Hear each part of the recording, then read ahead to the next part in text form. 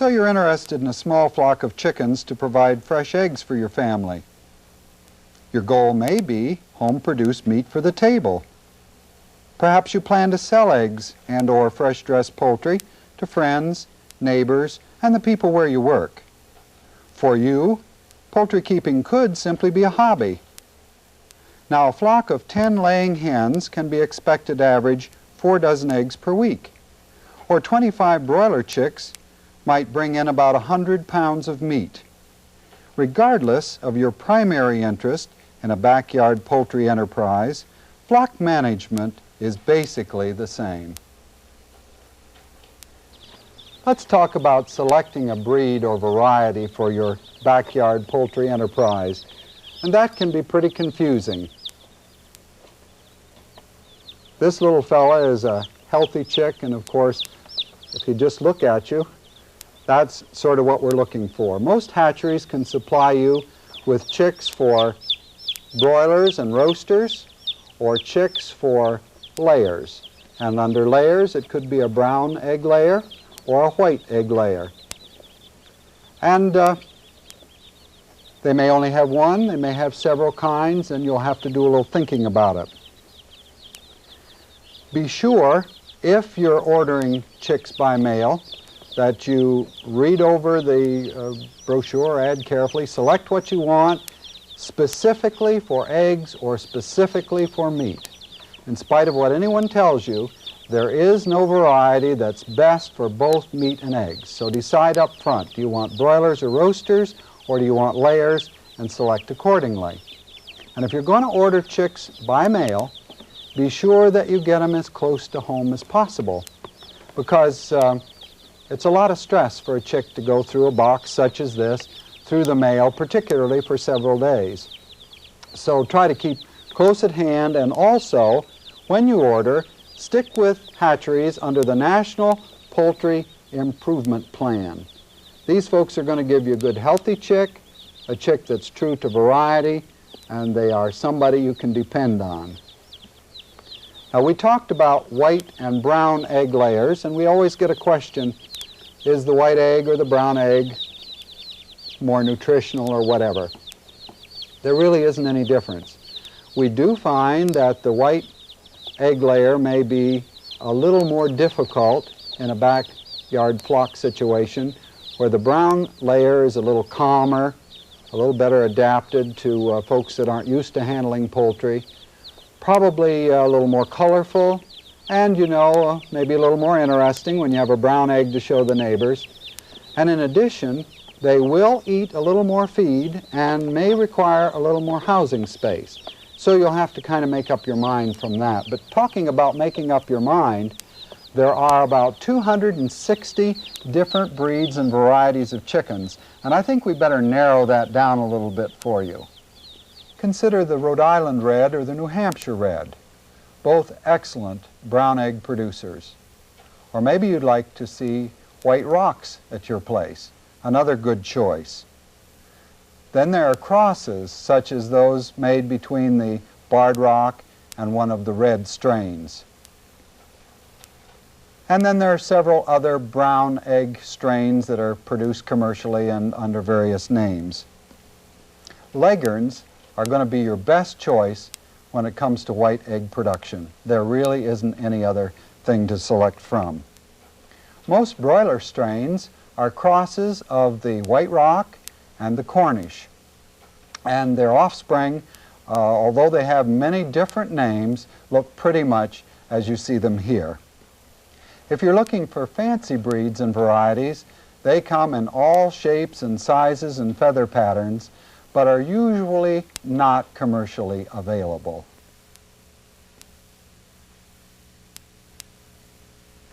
What are the economics of this poultry enterprise that you're thinking about? What will be your costs? What will you need in the way of housing and facilities? Can you expect a profit? I think these are all fair questions, and I think we ought to handle them one at a time. Probably the biggest item that you're going to have to deal with is the housing. And this can be a pretty big cost, perhaps. Housing and facilities can range from a a remodeled building that you already have, perhaps a garage or an outbuilding, or maybe a very simple, inexpensive range shelter for a few heavy roasters. Or maybe you're going to have a well-designed building that will fit in with the suburban background and meet with acceptable neighborhood standards. And of course, housing will depend upon the size of your enterprise. We'll go into more specifics a little later. By the way, check on those local codes and regulations before you do anything at all. Make sure that your planning doesn't violate any municipal, township, or county regulations. Show some consideration for your neighbors, because a crowing rooster at dawn is going to create some people problems. Now, the next thing we ought to consider is the cost of your stock, and we've also already talked about baby chicks. In small lots, layer chicks will cost you about 80 to 90 cents each. If you're going for meat birds, they'll probably cost you about 60 to 70 cents each. Maybe you'll be lucky enough to find some started pullets in the area. Started pullets are, of course, females coming close to the laying age or somewhere along the way in their development, and if they are available, the costs will probably be somewhere between $3 and $5 each. Some folks get spent or year-old layers from commercial flocks, put them through a molt, and use those for a home commercial or a home flock. And this can be an inexpensive way to get into a home flock. Unless you're producing a very special strain or you're into some of the show-type birds, probably home incubation is pretty impractical. Now, the next big cost is feed, and that's that out-of-pocket, day-in, day-out cost that you'll notice quite a bit. For more information on that subject, let's hear from Penn State Extension Poultry Specialist Forrest Muir. It should take about 20 pounds of feed to grow our replacement pullet from hatching until she's ready to lay, and then an additional 100 pounds of feed to maintain each laying bird per year. The broiler, on the other hand, will require 10 pounds of feed to produce the 4-pound broiler at the 7 to 8 weeks of age. Broilers, heavy broilers that is, and capons, will require another 3 pounds of feed for each additional pound of body weight. There are basic 4 types of feeds we want to discuss. These include the starter, the grower, the finisher, and the laying ration. The starter would be fed from hatching until about 5 to 6 weeks of age, followed by the grower. Broilers and heavy roasters would be on the finishing feed to promote additional fat deposition during their last 2 weeks. The last feed would be the laying ration, which we would only feed to the laying bird. In addition to these, we need to consider the forms. These feeds come basically all in 3 different forms, including the all mash, which is a complete feed, simply in ground form, that can be fed from hatching through maturity. Next would be the crumbles. The crumbles contains the same ingredients as the starter feed, but is simply in a form which facilitates less wastage. We also have the pellets, which can be fed usually beginning at about 5 weeks. One of the advantages of the pellets would be that they reduce feed waste. They're in a form that would reduce feed waste. We also have scratch grains. Scratch grains do not stand alone. They require a protein supplement. But scratch grains are very good at spreading in the litter to help the birds keep the litter dry and stirred. We also have 2 other feed ingredients that we've talked about that we should include. These would be the oyster shells. Oyster shells serve as a calcium source for the laying bird. Grit, on the other hand, can be thought of as the hen's teeth. It's used to digest food.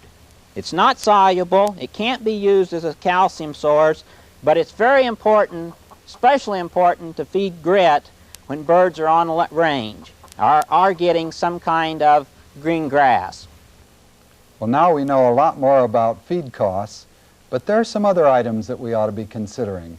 Items such as grit and oyster shell, not particularly expensive, but very important nonetheless. And then there's equipment for starting our chicks. And then there are feeders and watering equipment, fountains of various kinds. And we're going to have to think about nests and litter.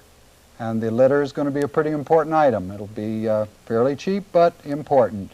And then there'll be a lot of miscellaneous things, such as brooding equipment, egg candlers, heaters, and water heaters.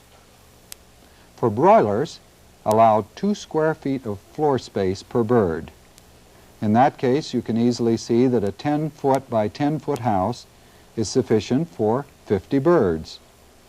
However, when we come to heavy roasters, or layers, we'll need 3 to 4 square feet per bird.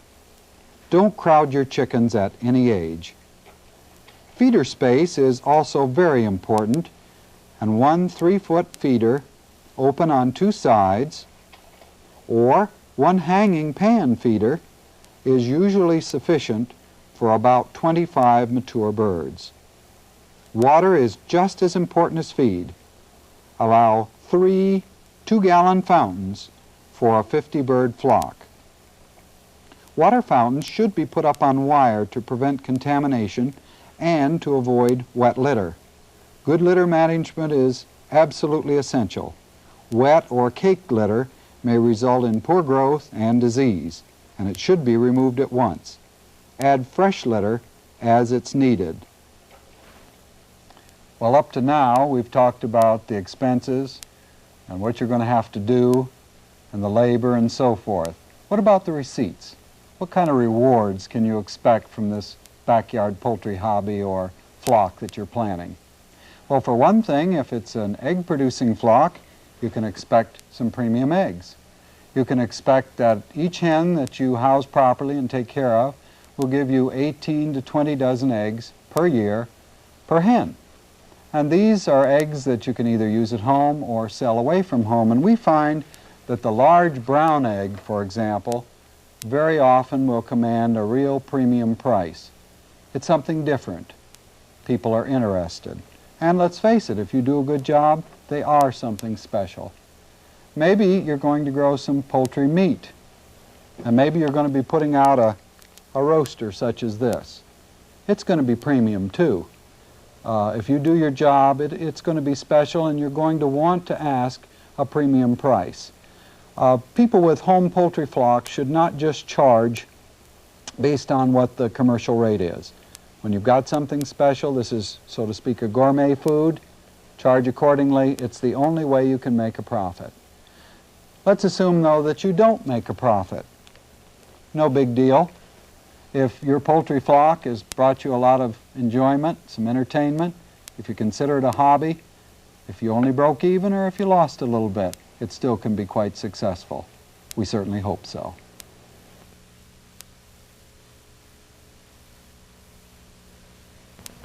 Well, we promised to give you some more details about a poultry house. So let's do that. This is a somewhat typical building. We need windows for light and ventilation. And speaking of ventilation, note the ventilator in the roof to take the warm air out, and it's screened to keep wild birds out. You may want to have a little outside yard fenced in. It doesn't have to be just like this, but a way for your birds to get out into the sunlight. Other than a sound roof and a reasonably good outside, we don't need much more. Come on in, let's look at some of the furnishings. Putting together a poultry house is a little bit about like putting together a kitchen or a living room or what have you. We need some certain pieces of equipment. If we're going to have layers, we'll need some nests. Remember, we need a nest for every 5 layers, and these are nice because we can keep the chickens out. And one of the reasons we want to is when we bring our pullets in, we don't want them roosting in there.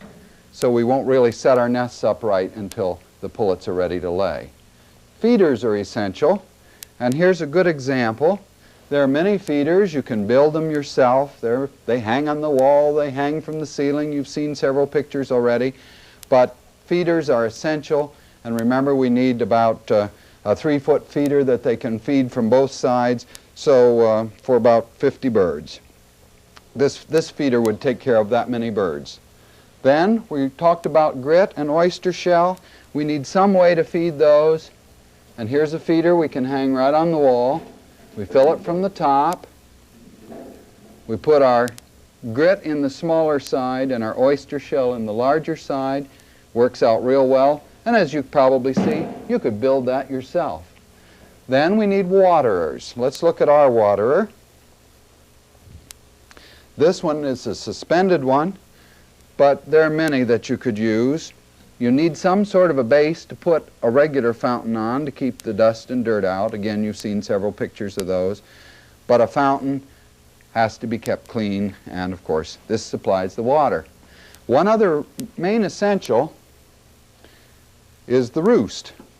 Remember we told you if you have broilers or heavy roasters, no roosts. So in this case, ours are with chains and hinges, and we can put them right back up against the wall and fasten them. But for layers, we can let them down and use them. One other item is kind of, you may want it, you may not, and that is a lighting system. It's kind of handy to have lights in the poultry house. Other than nests and feeders and grit boxes and waters and our roosts, we only need one other thing. And that's on the floor, and that's perhaps the most essential, and that's the litter. Could be straw, could be a mixture of straw, shavings, sawdust. We like some depth to it. It must stay dry. And if it gets wet and dirty, take that section out and replace it. What I like to do is start with about 4 inches of litter in the house to begin with, and then build it up as time goes. Put some straw, let the chickens work it, give them some oats or some scratch grain to keep it worked up and dry. If you overcrowd or your fountains leak or something, your litter won't stay good and you've got all kinds of problems. So this is one of the essentials. But if you've put together a house with these basic ingredients, you're probably not going to have any problems. And I think your poultry project's going to go real well.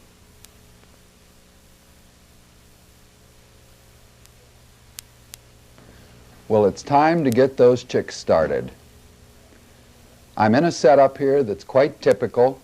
It would be an ideal setup for your home flock, and let's kind of look at the components. First of all, I've got a cardboard guard around here called a chick guard, and it's to keep drafts off the floor and to keep the chicks in the area of the heat. And also notice that it's round so there's no corner. We don't want our chicks to get piled up in a corner somewhere.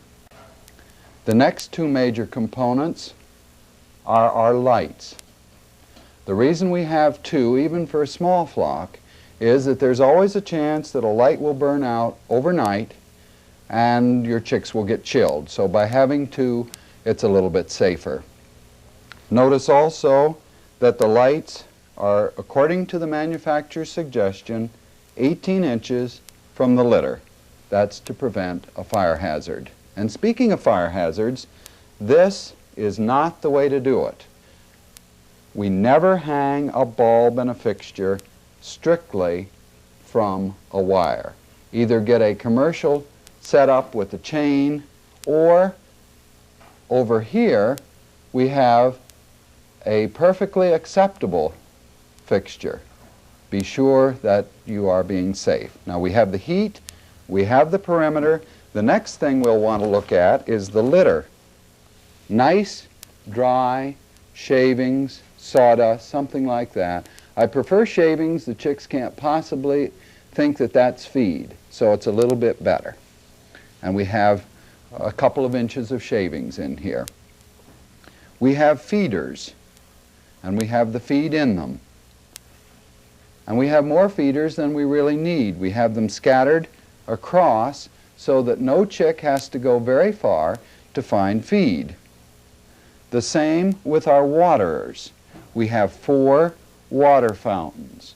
If you only had 25 chicks in a little smaller setup, perhaps 2 water fountains, but again, make sure that a chick doesn't have to go very far to find them.